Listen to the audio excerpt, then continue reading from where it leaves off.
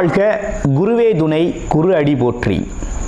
இப்போ பார்த்தீங்கன்னா 2025 தமிழ் வருட பிறப்பில் பார்த்தீங்கன்னா 12வது மாதம் கடைசி மாதமான பங்குனி மாதத்திற்கு என்ன விதமான பலாபலன்கள் ஒவ்வொரு ராசிக்கும் இருக்குது அப்படிங்கிறத நம்ம விரிவாக தெளிவாக பார்க்க இருக்கிறோம். அந்த வகையில் பங்குனி மாதம் அப்படின்னு எடுத்துக்கிட்டோம்னா பங்குனி உத்திரம் அப்படிங்கிறது மிக சிறப்புமிக்க பண்டிகையாக இருக்குது.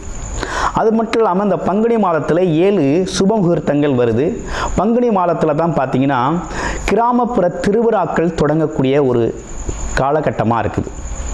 இந்த பங்குனி மாதத்தில் சூரிய பகவான் பார்த்தீங்கன்னா காலச்சக்கரத்தின் 12வது ராசியான மீனம் ராசியில் அமர்ந்து அருள்பளிக்கக்கூடிய ஒரு அற்புதமான மாதமாக இந்த மாதம் இருக்குது. இந்த மாதத்தை பொறுத்த வகையில் பல்வேறு விதமான சிறப்பு பண்டிகைகள் இருந்தாலும் திருவிழாக்களும் திருமணங்களும் அதிகமாக நடக்கக்கூடிய ஒரு மாதமாக இந்த பங்குனி மாதம் அப்படிங்கிறது அமைஞ்சிருக்கு. நேயர்கள் அனைவருக்கும் இந்த பங்குனி மாதத்தில் ஒவ்வொரு ராசிக்கும் எப்படி இருக்கும், என்னென்ன விசேஷங்கள் இருக்குது, என்ன செய்யலாம் என்ன செய்யக்கூடாது, என்ன விதமான வழிபாடுகள் செய்யலாம் அப்படிங்கிறதை பற்றியும் என்னென்ன முயற்சிகள் கை கொடுக்கும் அப்படிங்கிற பற்றியும் முழுமையாக தெளிவாக நம்ம பார்க்க இருக்கிறோம். நம்ம வீடியோவை தொடர்ச்சியாக நீங்கள் முழுமையாக பாருங்கள். இப்போ உங்களுடைய ராசிக்கு எப்படி இருக்குது அப்படிங்கிறத இப்போ பார்க்கலாம். கன்னிராசி காலச்சக்கரத்தின் 6வது ராசி கன்னிராசி. கன்னிராசியை பொறுத்த வகையில் நிலம் போல குடும்பத்தை தாங்கக்கூடியவர்கள், குடும்பத்தின் கஷ்ட நஷ்டங்களை தாங்கி குடும்பத்தோட நல்ல வளர்ச்சி பாதையில் கொண்டு போகக்கூடிய ஒரு திறன் உள்ளவங்க தான் அந்த கன்னிராசி அன்பர்கள். ஒரு திறமையாகவும் சூழ்நிலைக்கேற்றபடியும் புத்திசாலித்தனமாக செயல்படக்கூடிய ஒரு ஆற்றல் அப்படிங்கிறது கன்னிராசிக்கு உண்டு. கன்னிராசி ரொம்ப சாதுரியமான அமைப்பு கொண்டவர்கள், ஆசைகள் நிறைய உடையவர்கள். அபிலாசைகளை நிறைவேற்றுவது அப்படிங்கிறதுக்கான முயற்சிகளை திட்டமிட்டு செயல்படுத்தக்கூடியவர்களாக இருக்கக்கூடிய உங்களுக்கு இந்த காலகட்டம்லாம் எப்படி போய்கிட்டு இருக்கு அப்படின்னா கன்னிராசியை பொறுத்தவரை ரொம்ப சிரமத்துக்கு ஆளாயாச்சு. என்ன காரணம்னா ராசியிலேயே கேது பகவான் அமர்ந்துட்டார். 7ஆம் இடத்துல ராகு. ராசிநாதன் அவ்வப்போ கேதுவின் பிடியிலையும் ராகுவின் பிடியிலையும் சிக்கி தவிக்கிறது, இல்லை நீசமடைகிறது, இப்படிங்கிற மாதிரி பல்வேறு காரணங்களால் சிரமங்களை அனுபவிச்சுட்டிங்க. கன்னிராசியை பொறுத்தவரையில் ரொம்ப நற்பலன் அப்படின்னு சொல்லிட முடியாது. ஆமாம், உங்களுக்கு சுற்றி என்ன தான் நல்லபடியாக நடந்தாலும் அது உங்களுக்கு பயனுள்ளதாக இல்லை அப்படிங்கிறது மாதிரி இருக்குது. அப்போ கன்னிராசியை பொறுத்தவரை கஷ்டங்கள், உறவுகளில் கொஞ்சம் கஷ்டம், மன கஷ்டங்கள், பண கஷ்டம், வருமானத்தில் சரியான வருமானம் இல்லை, வேலை இல்லை, தொழில் வியாபாரத்தில் ஒரு செழிப்பம் இல்லை அப்படிங்கிற மாதிரி நிறைய விஷயங்கள் நம்ம வாழ்க்கையில் மன உளைச்சலோடு ஓடிக்கிட்டு இருக்குது. ஒரு மனசில் இனம் புரியாத கவலையும் விரக்தியும் போய்கிட்டு இருக்குது.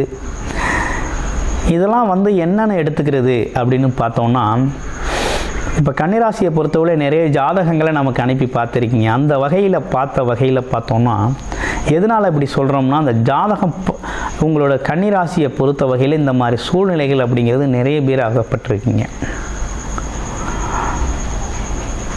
அது மட்டும் இல்லாமல்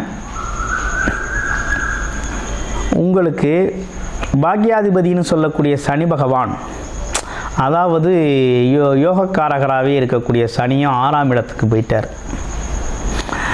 ஸோ பல்வேறு காரணங்கள் இருந்தாலும் இந்த கன்னிராசிக்கு இனிமே எப்படி இருக்க போகுது அப்படிங்கிறத இந்த பங்குனி மாதத்தில் எப்படி இருக்க போகுதுங்கிறத பார்க்குறோம். இந்த பங்குனி மாதம் அப்படின்னு எடுத்துக்கிட்டோம்னா எப்படி இருக்குது அப்படின்னா ராசிநாதன் 7ஆம் இடத்துல போய் மறைஞ்சிட்டார், நீசமடைஞ்சிட்டார். நீசமடைஞ்சாலே என்ன காரணம், ஒன்றும் பெரிய பலன்களை நம்ம எதிர்பார்க்க முடியாது. பங்குனி மாதம் நமக்கு பெருசாக எதையும் எதிர்பார்த்துட முடியாது. இருக்கிறத செலவு பண்ணிக்கிட்டு சந்தோஷமாக மகிழ்ச்சியாக இருக்கிறது அப்படிங்கிறது ரொம்ப நல்லது. எந்த ஒரு சிக்கல்லையும் பிக்கல்லையும் மாட்டாமல் உடம்பு ஆரோக்கியத்தை மெயின்டைன் பண்ணிக்கிட்டு மன ஆரோக்கியத்தையும் மெயின்டைன் பண்ணிக்கிட்டு இந்த காலத்தை கடத்துறது தான் நல்லது. ஏற்கனவே கேது பகவான் அங்கே இருந்து மன உளைச்சலை கொடுப்பாரு, விரக்தி நிலையை கொடுப்பாரு, தடை தாமதத்தை கொடுப்பாரு. இன்னொரு பக்கம் ராசிநாதனும் நீசமடைஞ்சிட்டதுனால ஏதோ உலகமே அழிஞ்சது மாதிரி ஒரு ஃபீலிங் வரும். எல்லாம் இருந்தும் இல்லாத போல ஒரு நினப்பு இருக்கும். இந்த நினப்பெல்லாம் கொஞ்சம் தற்காலிகமானது தான். அது ராகுவோட சுக்கிரனோட சேர்ந்துருக்கிறதுனால என்ன நடக்குது அப்படின்னா, கொஞ்சம் இவ்வளவு பிரச்சனை சிக்கல் இருந்தாலும் இந்த கூட்டு தொழில், நண்பர்கள், உறவுகள் சம்மந்தப்பட்ட விஷயத்துலேருந்து கொஞ்சம் உதவிகள் கிடைக்குங்க. ஆமாம், உதவிகள் கிடைக்கும்.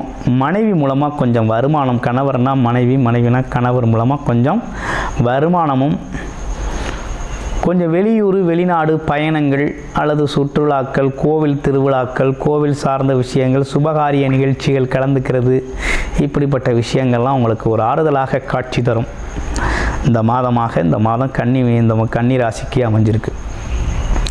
கன்னி ராசியை பொறுத்த வகையில் கூட்டு தொழில் செய்யலாமா, வாய்ப்பு இருக்கா அப்படின்னா பேசி வச்சுக்கலாம், அவசரப்பட வேண்டாம். அடுத்து பாருங்கள், பாக்யாதிபதி 6ஆம் இடத்துல.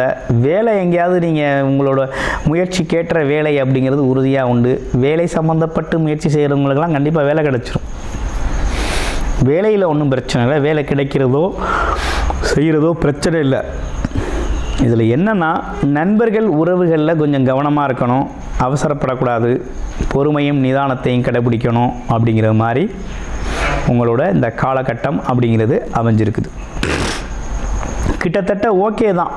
9ஆம் இடத்துல இருக்க குரு ராசியை பார்க்குறாரு.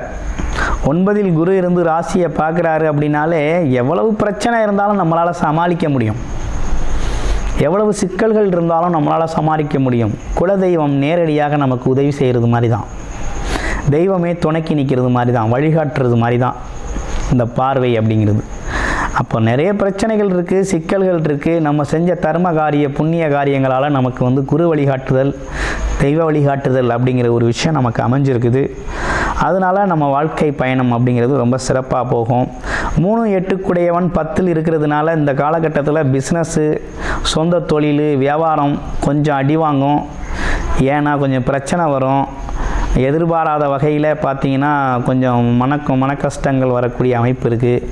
அதனால் கொஞ்சம் பெரிய முதலீடுகள் இந்த கடத்தில் தொழில் சம்மந்தப்பட்டு இறங்கிட வேண்டாம்.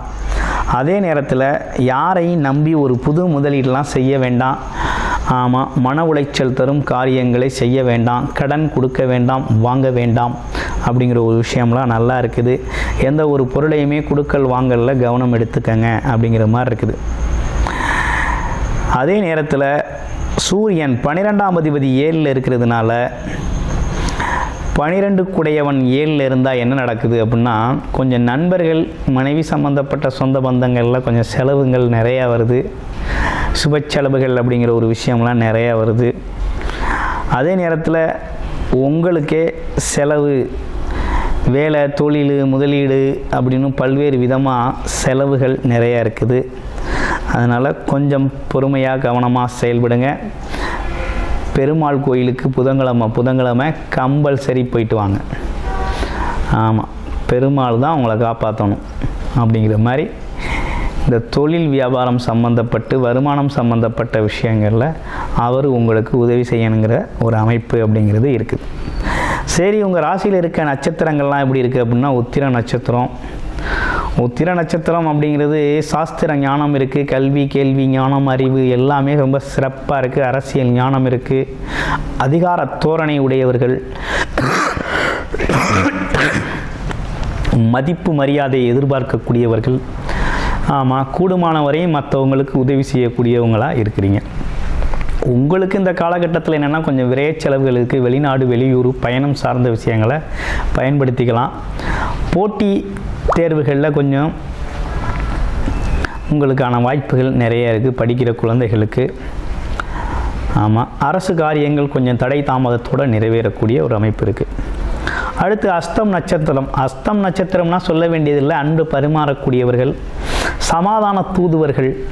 அப்படின்னா என்னென்னா, ஒரு 2 பேருக்குள்ள சண்டையோ மனஸ்தாபமோ வருத்தமோ இருக்குன்னா 2 பேரையும் பேசி சரி பண்ணி 2 பேரையும் ஒன்று சேர்க்கறது அப்படிங்கிறது தான் அந்த ஒரு அமைப்பு கொண்டவர்கள் அஸ்த நட்சத்திரங்காரங்களுக்குன்னே உண்ட சிறப்பு. ஏன்னா உலகத்துலேயும் சரி, நாட்டிலையும் சரி, வீட்டிலையும் சரி, குடும்பத்துலேயும் சரி, யார் 2 பேரை இணைச்சி மனஸ்தாபம் உள்ளவங்களை சரி செய்கிறாங்களோ அவங்களாம் அஸ்த நட்சத்திரத்தில் பிறந்தவங்களுக்கு தான் அந்த மாதிரி ஒரு எண்ணமே நிறைய வரும். ஆமாம், ரெண்டு டீமை ஒன்றா சேர்க்குறது, கணவன் மனைவி பிரச்சனையை சரி செய்கிறது, ஆமாம், நாட்டு பிரச்சனையை சரி பண்ணுறது, செல்ல பிரச்சனையை தீர்க்கிறது, இப்படிப்பட்ட விஷயங்கள்லாம் இவங்களுக்கு வந்து ரொம்ப இலகுவாக கையாளக்கூடிய ஒரு திறன் அப்படிங்கிறது ரொம்ப நல்லதாக உண்டு. அன்பை செலுத்தக்கூடியவர், அரவணைப்பாக பேசக்கூடியவர்கள், ஆமாம், எந்த இடத்துலையும் சுயமரியாதையை விட்டு கொடுக்காம நல்லது திட்டத்தை சீர்தூக்கி பேசும் வாய்ப்பு அப்படிங்கிறது உண்டு. சரி, ஓகே. இவங்களுக்கு இந்த காலகட்டம் எப்படி இருக்குது அப்படின்னா, மனசு கொஞ்சம் சஞ்சலப்படும், மனசில் கொஞ்சம் இனம் புரியாத கவலைகள் தோன்றும்.